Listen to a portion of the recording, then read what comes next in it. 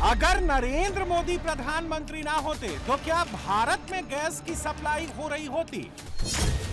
अगर नरेंद्र मोदी प्रधानमंत्री ना होते तो क्या पेट्रोल डीजल मिल रहा होता? अगर नरेंद्र मोदी प्रधानमंत्री ना होते तो क्या युद्ध काल में भारत सरवाइव कर पाता?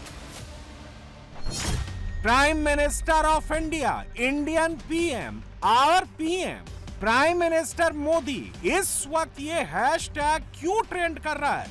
मोदी पर देश और दुनिया का ट्रस्ट बढ़ा है या घटा है? महायुद्ध के खतरों के बीच, डीजल, पेट्रोल, गैस की किल्लत के खतरों के बीच दुनिया के 30 देशों के कंज्यूमर कॉन्फिडेंस इंडेक्स में भारत की पोजीशन क्या है? भारत का स्कोर क्या है? 10 में से कितने भारतीय मोदी की 7 अपील के बाद प्रधानमंत्री के साथ हैं? चंद दिनों में दूसरी बार पेट्रोल डीजल की कीमतें बढ़ने के बाद मोदी के लिए पब्लिक सेंटिमेंट क्या है? दुनिया के 24 देशों के राष्ट्राध्यक्षों में नरेंद्र मोदी की लेटेस्ट अप्रूवल रेटिंग क्या है? मोदी का ग्राफ बढ़ा है या घटा है? और सबसे बड़ी बात यह है कि मोदी जिन 5 देशों की यात्रा पर हैं, उन 5 देशों में से 4 देश यानी नीदरलैंड, स्वीडन, नॉर्वे और इटली के राष्ट्राध्यक्षों की लेटेस्ट अप्रूवल रेटिंग क्या है? और उन चारों की तुलना में नरेंद्र मोदी की रैंकिंग क्या है?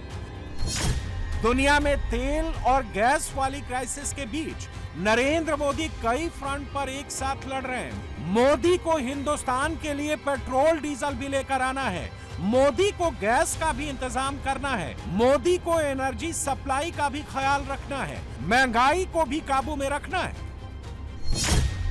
और मोदी को देश के भीतर उन सियासी दुश्मनों से भी निपटना है जो आपदा में सियासी अवसर ढूंढ रहे हैं। दिन रात, सुबह शाम मोदी को ही कोस रहे हैं। लड़ाई अमेरिका ईरान के बीच में हो रही है, लेकिन भारत में बैठे मोदी विरोधी आक्रमण प्रधानमंत्री पर कर रहे हैं।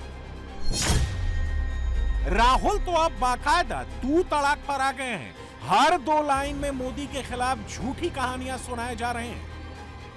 नरेंद्र मोदी उसे रोक नहीं रहा है और प्रधानमंत्री कह रहा है ये पता नहीं कौन सी दुनिया में रह रहा है, पता नहीं कहां, मतलब कौन से मतलब दुनिया में है ये, पता नहीं क्या क्या करता रहता है। नरेंद्र मोदी 24 घंटे विदेश जाता है अपने आप को बचाने के लिए, कभी अमेरिका से बचने की कोशिश करता है, कभी नॉर्वे जाता है, हाथ जोड़ता है कि भैया मुझे माफ कर दो। मोदी विरोधी गैंग के फेक नैरेटिव की बात आगे करेंगे। राहुल का असली इरादा क्या है आपको आगे बताएंगे। पहले आपको ये दिखाते हैं कि मोदी एनर्जी क्राइसिस के बीच देश को कैसे संभाल रहे हैं और आगे का प्लान कैसे बना रहे हैं। वेस्ट एशिया में ईरान अमेरिका युद्ध 28 फरवरी को शुरू हुआ, तब से लेकर अब तक 81 दिन बीत चुके हैं और इन 81 दिनों में मोदी ने भारत की एनर्जी सप्लाई पर कोई आंच नहीं आने दी। और अब मोदी अगले 81 दिनों के प्लान पर काम कर रहे हैं। जब ईरान का युद्ध बढ़ गया और हॉर्मुज स्ट्रेट लंबे समय के लिए बंद रहा, तब पूरी दुनिया में पेट्रोल डीजल की कीमतें आसमान छूने लगी। ब्रेंट क्रूड इस वक्त भी $100 प्रति बैरल के ऊपर ही बना हुआ है। दुनिया भर के देशों पर इसका असर हुआ। म्यांमार में पेट्रोल की कीमतों में प्लस 89.7% और डीजल में प्लस 112.7% का इजाफा हुआ। मलेशिया में पेट्रोल प्लस 56.3%, डीजल प्लस 71.2% महंगा हुआ। पाकिस्तान में पेट्रोल प्लस 54.9%, डीजल प्लस 44.9% महंगा हुआ।